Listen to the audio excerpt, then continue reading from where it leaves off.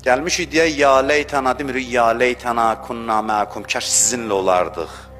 Gəlmişik deyək ki, İmam Hüseyin, sənlənəm, biz səninləyik.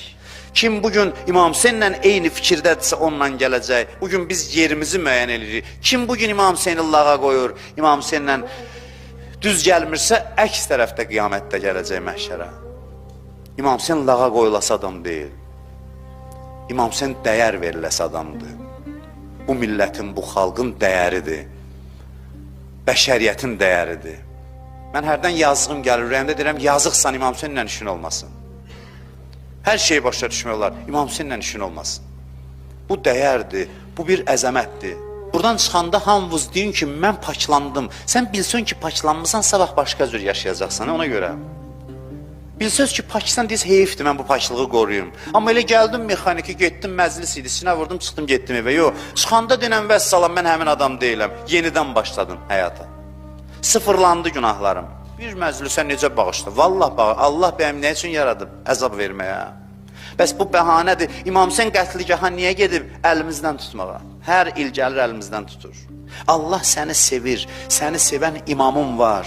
Adam ki, bildi imamı onu sevir, İmam ona aşıqdır, çalışırsan imamın sevgisinə cavab verməyə.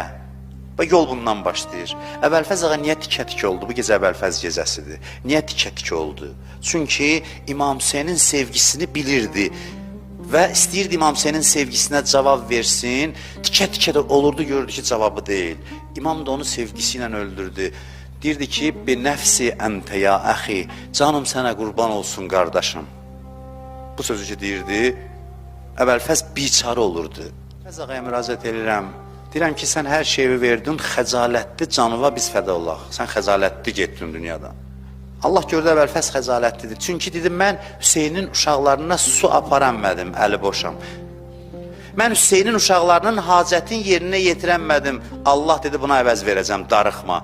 Qiyamət günü kimin hacəti olsa qapıva gəlsə, sənin istəyindən hacəti rəva olacaq. Allah da belə muzdu verdi. Sən ki, xəcalətli qaldın Rüqəyyənin yanında, Səkinənin yanında, uşaqların yanında, susuz uşaqlara su aparanmədin, hacətlərin yerinə yetirmədin. Allah deyir ki, bütün hacəti olanları sənin qapıva göndərəcəm. Bu xəcaləti cübran eləyəcəm, kompensasiya eləyəcəm. Bu gecə hacətlərimizi alaq ki, sabah İmam Hüseynin üçün də hacət istəməyək. Elə ancaq İmam Hüseynə həsr eləyək sabah.